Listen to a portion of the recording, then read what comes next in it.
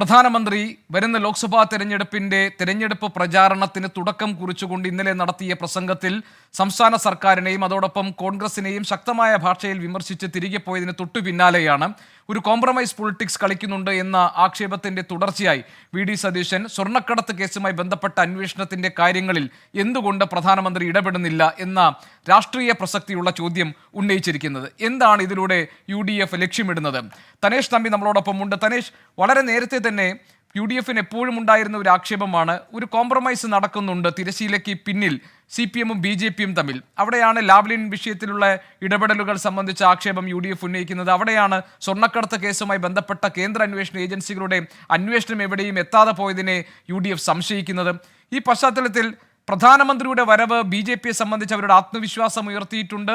പ്രധാനമന്ത്രിയുടെ നിശിതമായ വിമർശനങ്ങൾ ഒരുപക്ഷെ ഇരു മുന്നണികളെയും അലോസരപ്പെടുത്തുന്നുണ്ടാകാം. അതിന് തടയിടുക, അല്ലെങ്കിൽ തൃശ്ശൂരിൽ BJP-യുടെ ജയസാധ്യത എന്തെങ്കിലും ഒന്നുണ്ടെങ്കിൽ അതിനെ ഇല്ലാതാക്കുക എന്ന രാഷ്ട്രീയ ഉദ്ദേശം മാത്രമാണോ വി.ഡി. സതീശന്റെയും രമേശ് ചെന്നിത്തലയുടെയും ഒക്കെ ഒരേ സ്വഭാവത്തിലുള്ള പ്രതികരണങ്ങളിൽ കാണേണ്ടത്?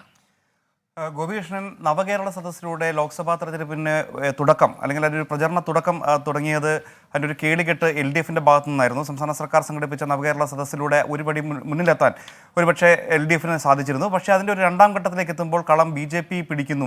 പ്രധാനമന്ത്രിയെ തന്നെ തൃശ്ശൂരിൽ കൊണ്ടുവന്ന് വലിയ പൊതുയോഗം സംഘടിപ്പിച്ച് അവിടെ സംസ്ഥാന സർക്കാരിനെയും കേന്ദ്രത്തിലെ പ്രതിപക്ഷത്തെയും ഒക്കെ രൂക്ഷമായ ഭാഷയിൽ പ്രധാനമന്ത്രി വിമർശിക്കുകയും ഒക്കെ ചെയ്യുന്നൊരു സാഹചര്യം ഉണ്ടാകുന്നു. അങ്ങനെ അതിന് മറുപടി പറയേണ്ട ഒരു സാഹചര്യത്തിലേക്ക് പ്രതിപക്ഷവും ഒപ്പം തന്നെ LDFും ഒക്കെ എത്തുന്നു എന്നുള്ളിടത്തേക്കാണ് BJP വലിയ ആത്മവിശ്വാസം പുലർത്തുന്നത്. ഇന്ന് V. മുരളീധരൻ, K.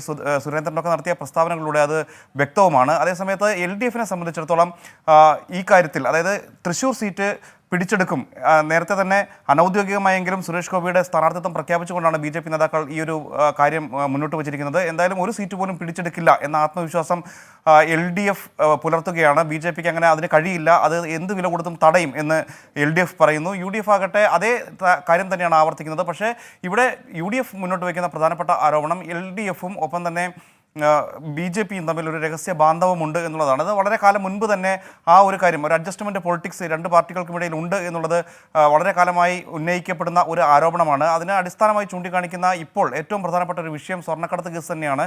കഴിഞ്ഞ നിയമസഭാ തെരഞ്ഞെടുപ്പ് വരെ വളരെ നല്ല രീതിയിൽ നടന്നിരുന്ന അന്വേഷണം പിന്നീട് എന്ത് സംഭവിച്ചു എന്നുള്ള ഒരു ചോദ്യമാണ് കോൺഗ്രസ് നേതാക്കൾ ഉന്നയിക്കുന്നത്. അതിന് ബദലായി കൊടകര കുഴൽപ്പണ കേസിൽ K. സുരേന്ദ്രനെ രക്ഷിക്കാൻ സംസ്ഥാന സർക്കാർ കൂട്ടുനിന്നു എന്നതടക്കമുള്ള ആരോപണങ്ങൾ ഉന്നയിക്കപ്പെടുന്നുണ്ട്. എന്തായാലും ലോക്സഭാ തെരഞ്ഞെടുപ്പ് വരാനിരിക്കുന്ന ഘട്ടത്തിൽ LDFിനെതിരെ BJPക്കെതിരെയും UDF ഉന്നയിക്കാൻ പോകുന്ന പ്രധാനപ്പെട്ട ആരോപണം എന്തായിരിക്കും എന്നുള്ളതിൻ്റെ സൂചനയാണ് ഇന്ന് നേതാക്കളുടെ ഒരേ സ്വഭാവത്തിലുള്ള മറുപടികളിൽ നിന്ന് വ്യക്തമായിരിക്കുന്നത് എന്ന് നമുക്ക് ഈ ഘട്ടത്തിൽ വിലയിരുത്താം.